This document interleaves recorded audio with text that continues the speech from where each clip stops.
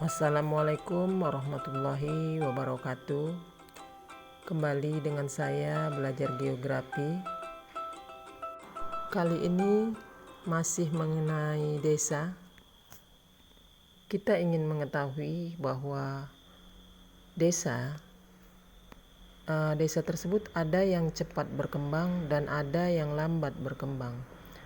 Mengapa hal itu bisa terjadi? Ada desa yang dia lebih cepat berkembang, ya. Ini karena memiliki potensi desa yang cukup baik.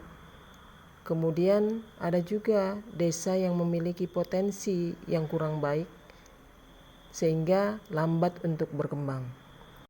Potensi desa adalah segenap sumber daya alam yang ada di desa tersebut. Setiap desa memiliki perbedaan potensi yang ada di wilayahnya, sehingga terjadilah perbedaan antara desa yang satu dengan desa yang lain. Potensi desa merupakan modal dasar yang perlu dikelola dan dikembangkan untuk kesejahteraan masyarakatnya. Potensi desa secara umum dapat dibedakan menjadi dua bagian, yaitu potensi desa fisik dan potensi non-fisik. Potensi fisik adalah segenap sumber daya alam yang terdapat di desa tersebut. Ini diharapkan dapat memberikan manfaat bagi kelancaran ataupun kelangsungan perkembangan desa. Potensi fisik tersebut ini meliputi tanah yang ada di desa tersebut, air, iklim, angin, ternak, serta manusia. Nah, sekarang kita lihat satu persatu, yaitu potensi fisik yang pertama yaitu tanah.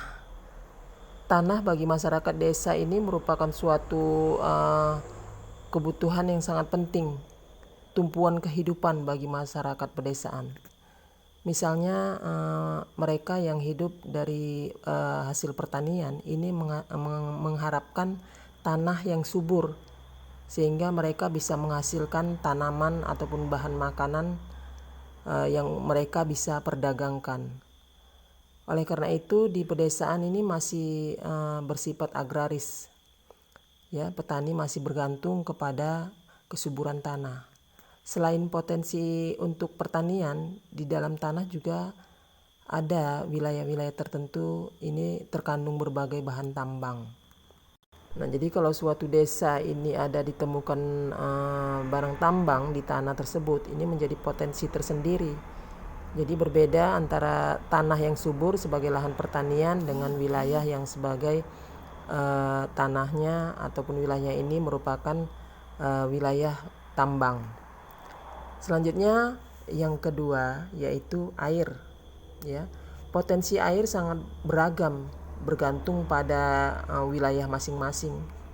Air ada yang dimanfaatkan untuk kepentingan rumah tangga, ya, untuk mengairi sawah ataupun irigasi, lahan pertanian. Kemudian ada yang digunakan untuk perikanan. Bagi desa-desa di daerah pantai, air laut dapat diolah menjadi garam. Kemudian ada wilayah-wilayah tertentu yang memiliki air yang dia volumenya besar, ya, ini bisa mereka manfaatkan untuk pembangkit listrik tenaga air. Kemudian ada lagi wilayah yang memiliki sumber air bersih, ini bisa digunakan sebagai bahan baku dari air minum, ya. Nah, kemudian yang ketiga yaitu iklim, ya, iklim dan angin. Potensi iklim dan angin sangat penting, terutama bagi desa-desa agraris, ya. Kalau desa agraris ini sangat berpengaruh terhadap perencanaan tanam, ya, jenis tanaman apa yang mau mereka tanam. Kemudian angin juga dapat dimanfaatkan sebagai tenaga penggerak kincir, ya, kincir angin untuk keperluan pengairan. Selanjutnya yang keempat yaitu manusia. Ya, manusia menyimpan potensi sumber daya manusia, khususnya sebagai sumber tenaga kerja.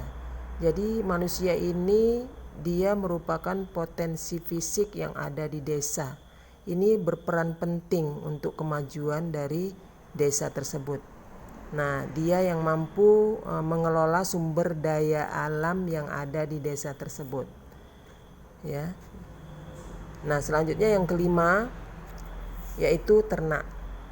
Ternak memiliki potensi sumber tenaga yang dapat dimanfaatkan sebagai membantu proses pertanian. Contohnya sapi, ya, kerbau yang bisa dimanfaatkan untuk meluku ataupun membantu membajak sawah. Kemudian kuda juga, ya, kuda dapat dipekerjakan untuk pengangkutan, ya, mengangkut barang-barang dari satu tempat ke tempat yang lain. Apalagi kalau dia di desa, mungkin kendaraan ini sangat sulit ditemukan, jadi kuda bisa dimanfaatkan untuk pengangkutan. Itulah tadi potensi fisik. Sekarang kita masuk ke potensi non fisik. Potensi non fisik adalah segenap potensi sumber daya sosial, budaya yang terdapat di desa. Potensi non fisik meliputi sikap gotong royong, kemudian adanya lembaga, organisasi sosial yang ada di desa tersebut, serta aparatur pemerintah. Jadi potensi fisik ini ada 3 bahagian. Yang pertama gotong royong. Nah, kehidupan yang bersifat gotong royong ini merupakan potensi yang sangat kuat dalam rangka membangun desa. Nah, ini merupakan khas, ya, ciri khas dari desa ini dengan sifatnya yang bergotong royong dalam menyelesaikan satu pekerjaan. Kemudian yang kedua yaitu lembaga dan organisasi sosial. Lembaga dan organisasi sosial serta lembaga pendidikan yang ada di desa merupakan potensi yang positif bagi pembangunan desa. Kemudian yang ketiga yaitu aparatur pemerintah. Perangkat pemerintah desa merupakan potensi yang sangat menentukan kelancaran sistem pemerintahan. Sekarang kamu sudah tahu potensi dari desa, ya, dari potensi fisik maupun non fisik.